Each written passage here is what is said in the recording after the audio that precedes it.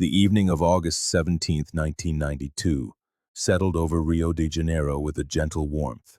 It was a Monday, and for newlyweds Marina Cardozo Vieira, 24, and Rodrigo Mendes da Silva, 26, it was a night for celebration. 1 month had passed since their wedding, and they were leaving their apartment in the Tijuca neighborhood for a romantic dinner. They had told their families they would be home around 11. The last time anyone saw them, the digital clock in Rodrigo's gray Fiat Uno read exactly 8:37 p.m., its green glow illuminating their faces as they pulled out of the garage of their small apartment building on Conde de Bonfim Street. Marina was a history teacher at a public school in Rio's North Zone. A recent graduate of the Federal University of Rio de Janeiro, she was known for her infectious enthusiasm in the classroom and her dedication to social projects in the nearby Borel community. She was the only child of Antonio and Cecilia Vieira, middle-class merchants who had raised her in the Grajaú neighborhood.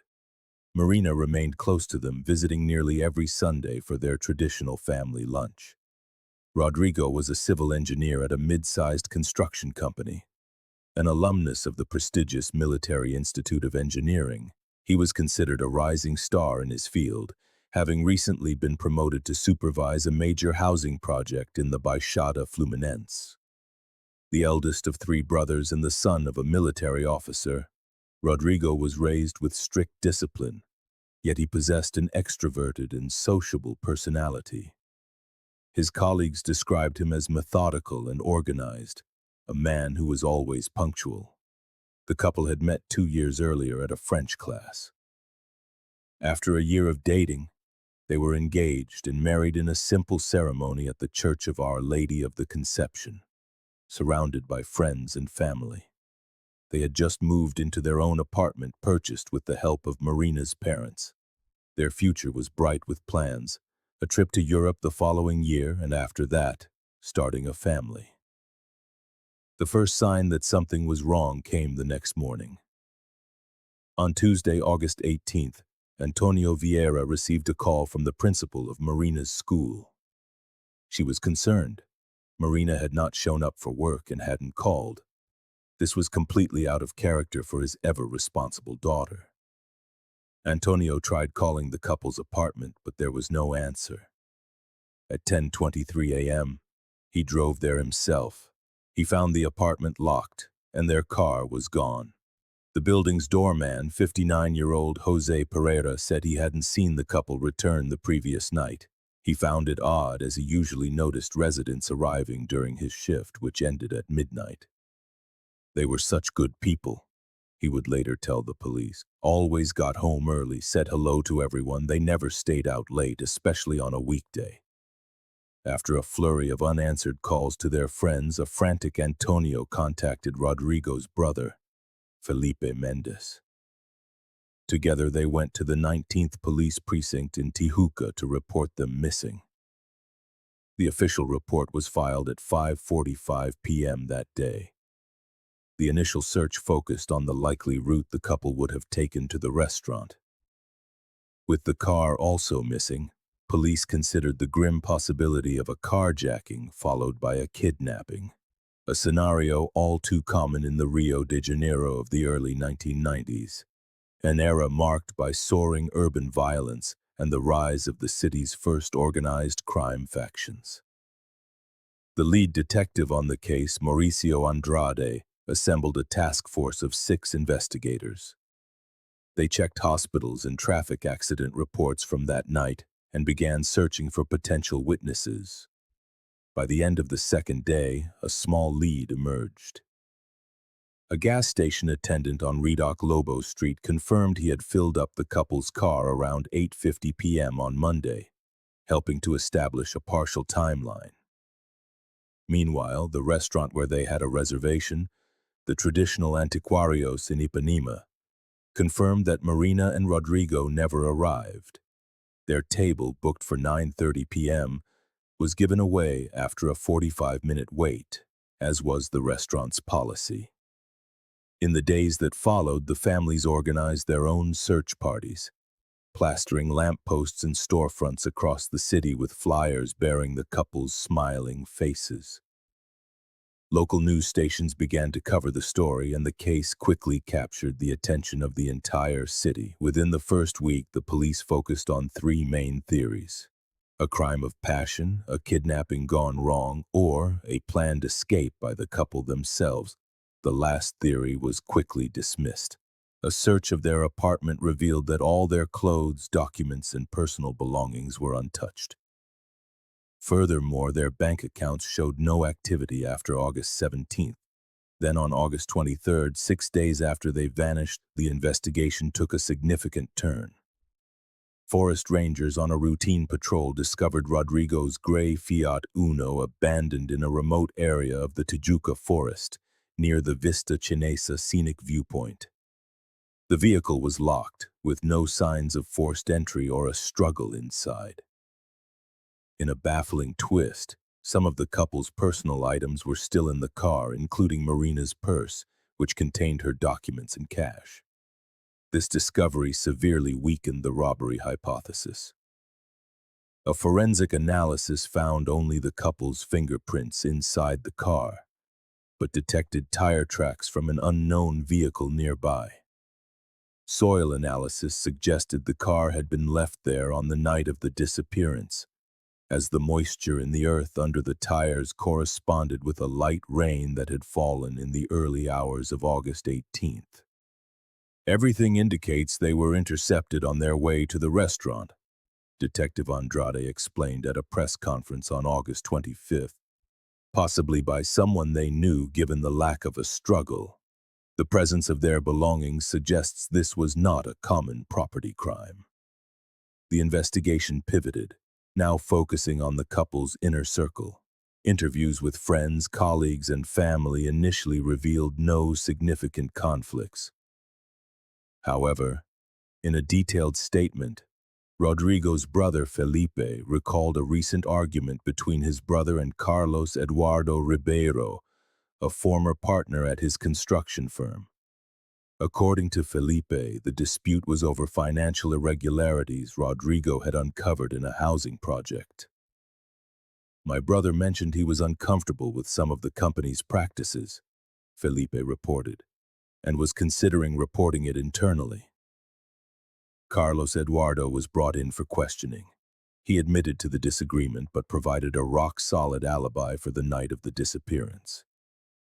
He was in a business meeting in Sao Paulo, a fact confirmed by multiple witnesses and hotel records. Another lead emerged from Rodrigo's past. An ex-girlfriend, Fernanda Torres, revealed she had received anonymous phone calls in the days leading up to his disappearance. "Someone called me asking about my relationship with Rodrigo, wanting personal details," she stated. "I thought it was strange and mentioned it to a mutual friend, but I didn't think much of it at the time." Police pulled the couple's phone records, which uncovered a 12-minute call made from their home phone to an unknown number at 4:43 p.m. on the day they disappeared. The number belonged to a public payphone in the Meyer neighborhood, making the caller impossible to identify. Meanwhile, intensive searches were conducted in the Tijuca forest, involving canine units and dozens of officers, but no further trace of the couple was found. The region's rugged geography, with its dense woods, deep ravines, and countless trails, immensely complicated the search efforts. As September began, the investigation hit its first major setback.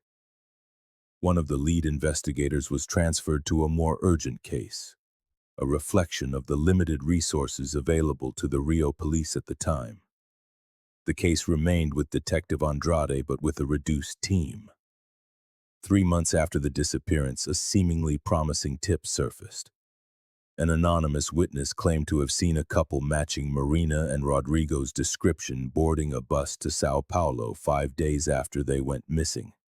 This sparked a new line of inquiry involving the Sao Paulo police, but after extensive checks of bus terminals, hotels, and guest houses, no concrete evidence was found. In January 1993, the case suffered another blow when Detective Andrade was promoted and transferred. His replacement, Detective Roberto Menezes, re-examined the evidence and decided to prioritize the theory of a crime of passion involving an unidentified third party. A new round of interviews was conducted, this time focusing on potential extramarital affairs. A colleague of Marina's, Luciana Ferreira, revealed in a confidential statement that Marina had confessed to feeling watched in the weeks before she vanished. She mentioned she felt like she was being followed on her way home from school, Luciana said. I even suggested she file a police report, but she thought it was just her imagination and didn't want to worry Rodrigo.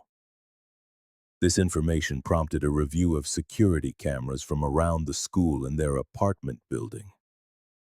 But the poor quality of the footage and the time that had passed made the analysis inconclusive. However, the doorman, Jose Pereira, then recalled seeing an unknown man watching the building on at least 2 occasions during the week of the disappearance. He couldn't provide a detailed description, other than a man of average height wearing a cap and sunglasses. By the end of the first year, the case had gone cold. Periodic searches in the forest were reduced and eventually suspended. The police department's limited resources were gradually reallocated to more recent cases, though officially the investigation remained open.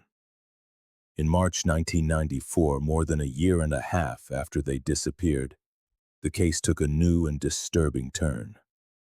Hikers discovered human skeletal remains in a remote part of the Tijuca forest, approximately 2 kilometers from where the car had been found. The forensic analysis identified the remains as those of an adult male, estimated to be between 25 and 30 years old. The news sent a shockwave of dread through the families. But DNA testing, still in its infancy in Brazil at the time, took nearly 3 months to complete. The results revealed the remains did not belong to Rodrigo, but to another missing man in an unrelated case. In July 1995, nearly 3 years after the disappearance, the case was formally transferred to the Homicide Division. Reclassified as a probable homicide, even though no bodies had been found. This allowed access to additional investigative resources. A review of Rodrigo's bank statements revealed an unusual pattern of cash withdrawals in the 3 months before he disappeared. Small amounts were taken out weekly, totaling around 5,000 reais, a considerable sum at the time. When asked, his brother Felipe speculated that Rodrigo might have been saving for their trip to Europe, though he found the method strange, as Rodrigo was meticulous with his finances and preferred bank investments over holding cash. At the same time, Marina's family hired a private investigator, Paulo Mendonça, a former police officer with extensive experience in missing persons cases. Mendonça focused not just on the day of the disappearance, but on the months leading up to it, searching for anomalies in the couple's routine. His investigation led him to a gynecologist Marina had visited 2 weeks before she disappeared, outside of her regular appointments. Citing medical confidentiality, the doctor initially refused to provide details. Only after a court order was it revealed that Marina had been in the early stages of a pregnancy, a fact that apparently not even Rodrigo knew yet. This revelation added a stunning new dimension to the case. It was possible Marina had been planning to share the news during their anniversary dinner. Another significant discovery came in 1996, when one of Marina's personal notebooks was found during a cleaning of her parents' home, where some of the couple's belongings were stored. In the final pages, Marina made vague references to a problem she needed to solve and mentioned feeling watched. One particular entry caught the investigators' attention. R wouldn't understand. I need to protect him from this. As the years passed, the case of Marina and Rodrigo gradually faded from the headlines. Their families, however, never gave up their search for answers. In 1997, Antonio and Cecilia Vieira founded the Brazilian Association of Families of Missing Persons. an organization that has since helped hundreds of families in similar situations and lobbied for better investigation protocols nationwide. Rodrigo's brother, Felipe Mendes, became a criminal defense lawyer, driven by the frustrating failures of the investigation into his brother's disappearance. "Every time I walk into a courtroom, I think of Rodrigo and Marina," he said in a 2002 interview, 10 years after they vanished. "They deserve justice, and I have dedicated my life to ensuring that other families don't have to go through what we went through." Theirs is a story that echoes through the years, a chilling reminder of the hidden truths that can lie just beneath the surface of everyday life. It is a testament to the enduring power of love and the relentless human need for answers, a quest to find light in the darkest of mysteries. The official investigation, while technically still open, had long since grown cold. As per civil police protocol, the case was reviewed every 5 years, but these periodic checks failed to unearth a single substantial new lead. Lead detective Roberto Menezes retired in 2001, and over the years the case file passed through the hands of several investigators, none of whom could make any significant headway. In 2007, 15 years after the disappearance, the case briefly captured the media's attention once more when it was featured on a television program dedicated to unsolved mysteries. The resulting publicity generated dozens of calls with supposed tips, all of which were thoroughly investigated and ultimately dismissed as unfounded or simple mix-ups with other cases. That same year, the Rio de Janeiro Civil Police implemented a digital storage system for cold cases, and the files related to Marina and Rodrigo's disappearance were digitized. During this process, a seemingly insignificant detail caught an archivist's eye. The records from the gas station where the couple had stopped on the night they vanished showed that the tank had been filled to the top, suggesting they were planning a longer journey than the short drive to the restaurant in Ipanema. This detail, though interesting, led to no new breakthroughs. Speculation arose that the couple might have changed their plans at the last minute, perhaps opting for a longer romantic drive through the city before dinner, or even planning a surprise trip they hadn't revealed to their families. In 2012, 20 years after the disappearance, Antonio Vieira passed away without ever learning his daughter's fate. Cecilia, then 67, continued to lead the association she had co-founded, becoming a respected figure in activism for the rights of families of the disappeared. In an interview on the 2-decade anniversary of the case, she expressed, "The worst part is not the pain, which never fades, it's the uncertainty. It's waking up every day not knowing if she is alive or dead, if she suffered, if she is still suffering. No mother should have to live in this limbo." The couple's apartment in Tijuca remained sealed for nearly a decade after their disappearance, as the families were reluctant to part with it, as if selling it would be a final admission of their loss. In 2002, for financial reasons, the property was finally sold to a young family, but with a peculiar clause in the contract. If any information about the couple's whereabouts was discovered due to the new occupation of the property, the new owners were obligated to inform the families immediately. The new residents, Pedro and Lucia Montero, conducted a complete renovation before moving in, changing the layout of some rooms and modernizing the fixtures. During the work, nothing unusual was found, much to the disappointment of the families who had secretly hoped a clue might finally surface.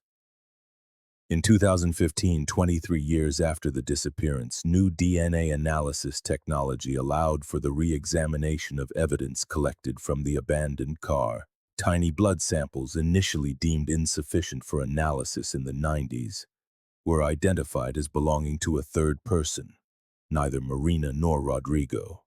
However, the genetic profile matched no records in the police database, representing yet another dead end in the investigation. The years continued to pass, and the case of the missing couple became a kind of urban legend in Rio de Janeiro. frequently cited in discussions about unsolved crimes. Investigative journalists would occasionally revisit the story, but no substantial new theories emerged. Then, in January 2022, nearly 3 decades after Marina and Rodrigo vanished, an unexpected event blew the case wide open. The building where the couple had lived in Tijuca was undergoing structural renovations, including the modernization of the central heating system. During the work, laborers clearing out the old communal living room chimney, which had been decommissioned since the 2000s, made a macabre discovery. Inside the flue, obstructed by loose bricks and debris, were human remains, later determined to belong to 2 individuals. Forensics was immediately called, and the area was sealed off for a detailed investigation. Detective Marcos Oliveira of the Homicide Division took charge of the case, ordering the careful removal of the remains and all objects found with them. Among the recovered items were a partially damaged men's wristwatch, 2 gold rings, and fragments of fabric in an advanced state of decay. Preliminary examinations indicated that the bodies had been placed in the chimney many years, possibly decades prior, considering the state of decomposition and the environmental conditions of the site. The news spread rapidly through the neighborhood, and former residents quickly made the connection to the 1992 disappearance of Marina and Rodrigo. Cecilia Vieira, now 77, was informed of the discovery by the police and asked to provide a DNA sample for comparison. Felipe Mendez, Rodrigo's brother, also contributed genetic material. The forensic identification process was expedited, given the historical significance of the case. On February 20, 2022, the results confirmed what many had already suspected. The remains belonged to Marina Cardoso Vieira and Rodrigo Mendez da Silva, who had disappeared on August 17, 1992. The news sent shockwaves across the nation, bringing a case that had deeply marked Rio's society in the early 90s back to the headlines. The forensic analysis revealed disturbing details. Both victims had skull fractures consistent with blows from a blunt object, indicating death by cranial trauma. Furthermore, a more detailed analysis of Marina's remains confirmed she had been approximately 8 weeks pregnant when she was killed, corroborating the information obtained years earlier from her medical records. The watch found with the bodies, a stainless steel Tissot, was identified by the family as a graduation gift given to Rodrigo by his father. It had stopped at 10:17 p.m., possibly indicating the approximate time of their deaths. The rings were recognized as the couple's wedding bands. One of the most puzzling aspects of the discovery was the location of the bodies. The chimney did not belong to the couple's apartment, but to the building's common area, a little used living space on the ground floor. This detail raised questions about how the bodies were transported there without being noticed. Jose Pereira, the building's former doorman who had passed away in 2018, had mentioned in his initial statements that he made periodic rounds of the building, including the common room. However, upon reviewing the records, investigators discovered that on Monday nights, he used to take a longer dinner break between 9:30 p.m. and 10:30 p.m., creating a window of opportunity for someone familiar with the building's routine. Detective Oliveira ordered a thorough investigation of the records of all residents and employees of the building from 1992. Among the archived documents, a crucial piece of information was found. 3 months before the disappearance, the building manager had hired a company to perform maintenance on the heating system, including an inspection of the chimney. The company, Aquecedores Cariocas Lida, no longer existed, but records indicated that the technician responsible for the service was a man named Paulo Roberto Machado, then 32 years old. Curiously, the same name appeared in the building's visitor log twice in the week of the disappearance, including on the afternoon of August 17th, supposedly for a routine inspection. The investigation then focused on locating Paulo Roberto Machado, a task that proved challenging after so many years. Records indicated he had left Rio de Janeiro in 1993, moving to the interior of Minas Gerais. After weeks of searching, the police located him in Uberlandia, where he was living under the name Roberto Paulo Santos, working as a maintenance technician at a hotel. Confronted with the evidence, Paulo Roberto initially denied any involvement. However, when presented with the possibility of a DNA test to compare with the unidentified genetic material found in the couple's car in 1992, he finally confessed to the crime. His statement, recorded on video and transcribed into more than 40 pages, revealed a disturbing story of obsession and violence. Paulo Roberto had met Marina 3 months before her wedding during the heating system maintenance at the building. According to him, he developed an instant infatuation when she kindly offered him a cup of coffee while he worked. In the following months, he began to follow her discreetly, observing her routine and gathering information about her life. He learned of her engagement to Rodrigo and their impending wedding, but he harbored a fantasy that she was unhappy in the relationship and would eventually notice him. I saw her every day leaving for work, always smiling at everyone. I thought that smile was special, that it was for me, he stated in his deposition. When I found out she had gotten married, something inside me broke. On August 17, 1992, Paulo Roberto returned to the building under the pretext of a routine inspection. Knowing the doorman's schedule, he waited in the hall until he saw the couple leaving for dinner. Instead of approaching Marina on the street as he had initially planned, he decided to enter their apartment using a copy of the key he had secretly made during his previous visits. His plan was only to confront Marina when the couple returned, but things took an unexpected turn. Hiding in the apartment, he found a positive pregnancy test in the bathroom, which intensified his rage and despair. When the couple returned earlier than he expected, they had apparently forgotten their reservation card and came back to get it. Paulo Roberto panicked. Confronted by Rodrigo upon being discovered in the apartment, Paulo Roberto attacked him with a tool from his work bag. Marina tried to intervene and was also assaulted. According to his statement, he did not intend to kill them but lost control when he saw Marina defending her husband. Realizing the gravity of what he had done, Paulo Roberto needed to dispose of the bodies. Knowing the building well from his previous work, he remembered the disused chimney in the common room. During the window of time when he knew the doorman would be at dinner, he transported the bodies to the ground floor using the service elevator, which was rarely used at that hour. It was all very fast. I wasn't thinking clearly. I knew nobody used that room, let alone the fireplace. The chimney was wide enough, and I was sure no one would ever check inside it, he confessed.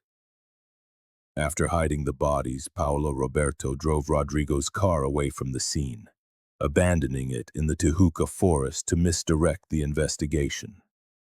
He returned to the building the next morning, again posing as a technician to check if he had left any evidence and to clean any traces in the couple's apartment. 2 weeks later, he quit his job and left Rio de Janeiro for good. The confession of Paulo Roberto Machado officially closed the mystery that had endured for nearly 3 decades. He was indicted for double aggravated homicide, concealment of a corpse, and other related crimes. Despite the time that had passed, the statute of limitations had not expired for the murders, due to their classification as a heinous crime under Brazilian law. For Cecilia Vieira, the resolution brought a mixture of relief and renewed pain. I can finally say a proper goodbye to my daughter and to the grandchild I never met. The pain never goes away, but at least now I know what happened, she declared in an interview. Felipe Mendes, Rodrigo's brother, expressed similar sentiments. For almost 30 years we have lived with ghosts and unanswered questions. Now we can finally bury our dead and begin the true grieving process that was denied to us for so long. The case generated a wide-ranging discussion about the protocols for investigating disappearances in Brazil. Experts pointed out that with today's technology and methods, the case would likely have been solved much more quickly. The discovery also led to a review of other old disappearance cases in the region. A particularly disturbing revelation was that during the initial investigation in 1992, Paulo Roberto Machado had been briefly mentioned in a report as part of a list of people who had been in the building in the week of the disappearance. But he was never formally interviewed or investigated, as his presence was deemed professionally justified. The funeral for Marina and Rodrigo, held in March 2022, brought together hundreds of people, including old friends, work colleagues, and members of the community. The Brazilian Association of Families of Missing Persons, founded by Antonio and Cecilia Vieira, organized a vigil in memory not only of the couple but of all the people who remain missing in the country. If you've watched this far, it means you care about these cases that scar families forever. Please leave a comment saying, "I watched until the end," so I can know who you are and who truly cares about the search for truth. Don't forget to subscribe to the channel, leave a like, and share this video so that more people can learn this story and reflect on the importance of never giving up the search for answers for those who have vanished.